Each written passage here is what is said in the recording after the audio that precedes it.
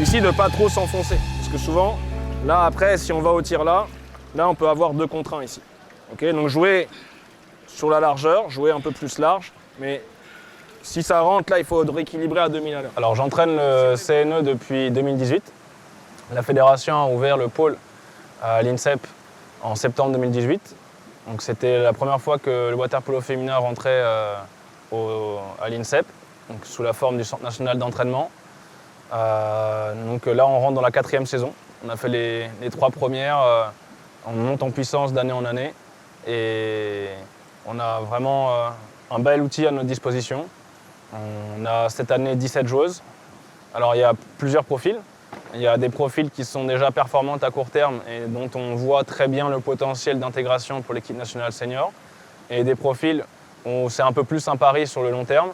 Donc il y a soit un gros potentiel physique, soit des qualités dans le jeu qui demandent à être justement développées physiquement, mais qui nous paraissent vraiment être intéressantes pour le très haut niveau international senior.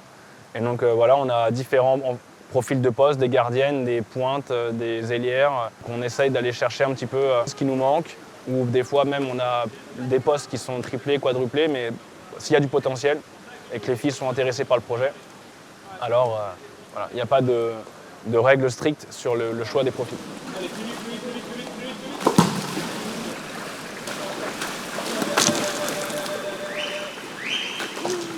Je joue en pointe. Pour un peu plus de détails, je suis donc l'attaquante qui est le plus devant le but, à 2 mètres. Et j'ai une joueuse derrière mon dos, c'est un peu comme le pivot handball en équivalent. Donc voilà, c'est un poste physique avec énormément de combats. Mais bon, c'est plutôt intéressant comme poste. Enfin, moi, de toute façon, c'était mon poste de prédilection depuis le début, donc voilà. Alors, le sport de haut niveau, ça demande beaucoup de sacrifices, beaucoup de points. Je pense déjà niveau personnel, déjà tout ce qui est famille, amis, etc., c'est un peu mis entre parenthèses. Il faut savoir ça quand on rentre dans ce genre de milieu-là, c'est que c'est le sport qui prend la priorité sur énormément de choses. Après, sacrifice, ouais, moi je dirais que c'est personnellement et puis surtout sur l'endroit où on vit. Parce qu'en France, on n'est pas non plus un pays où il y a des structures qui sont vraiment bien faites dans toutes les villes de France. Du coup, on n'habite pas forcément où on avait envie de vivre à la base. Donc du coup, forcément, on s'éloigne de tout ce qu'on a connu, de nos amis, de nos parents. Et après, c'est le jeu, on sait pourquoi on le fait.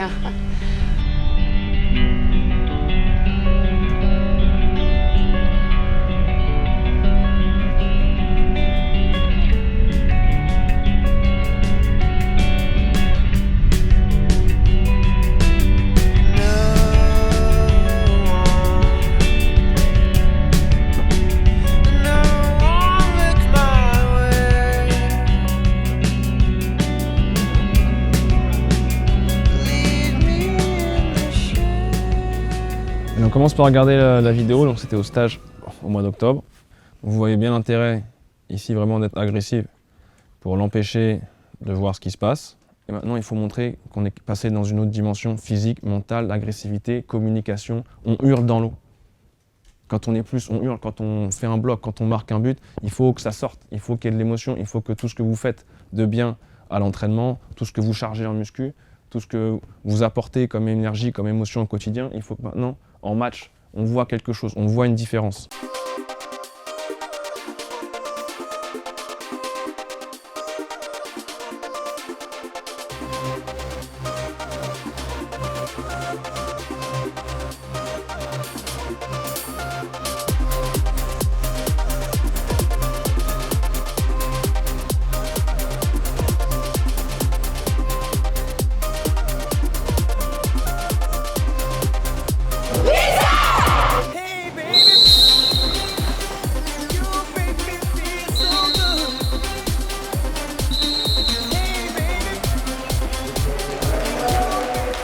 Mon rôle dans l'équipe, il est assez compliqué, étant donné que je suis un peu entre les deux, entre les plus anciennes et aussi, je suis un peu jeune aussi. Du coup, j'essaye d'avoir un rôle de leader social surtout, parce que je suis une personne très sociable, et j'essaye de mettre à l'aise les plus jeunes qui viennent d'arriver, que ce n'est pas forcément facile pour elles d'arriver dans une équipe qui est presque déjà formée. Et au niveau des plus anciennes et aussi des plus jeunes, j'essaie d'être leader dans l'eau, essayer de donner des conseils, motiver, donner un peu de mon expérience aussi étant donné que j'étais en équipe de France. Donc ouais, j'essaie d'être un peu polyvalente avec mes coéquipières.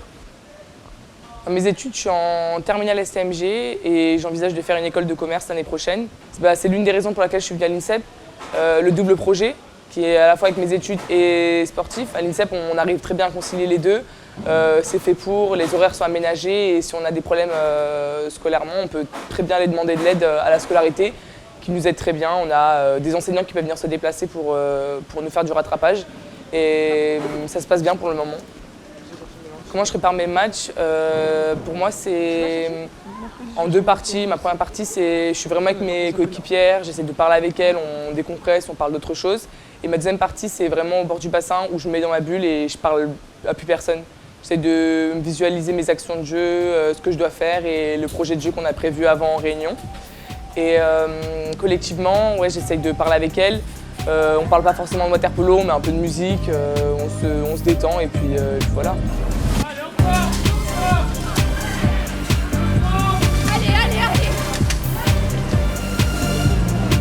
Allez, c'est encore 82.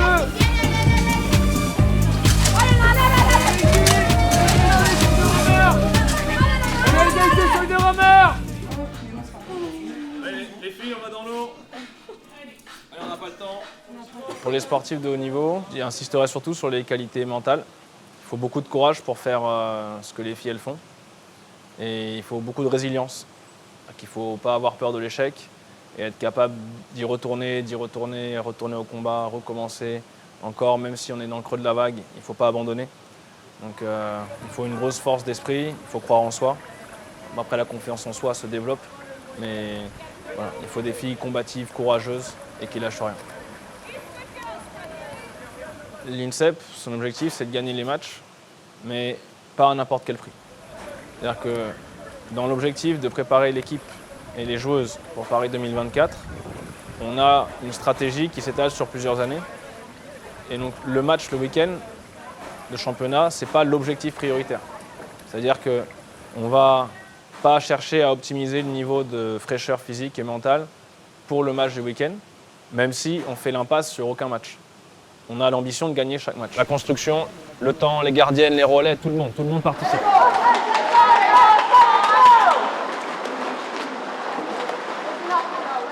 J'ai envie que l'équipe de France montre qu'on a fait des pas en avant et qu'on est capable vraiment d'accrocher et d'aller vraiment plus haut dans le top 10 mondial en tout cas.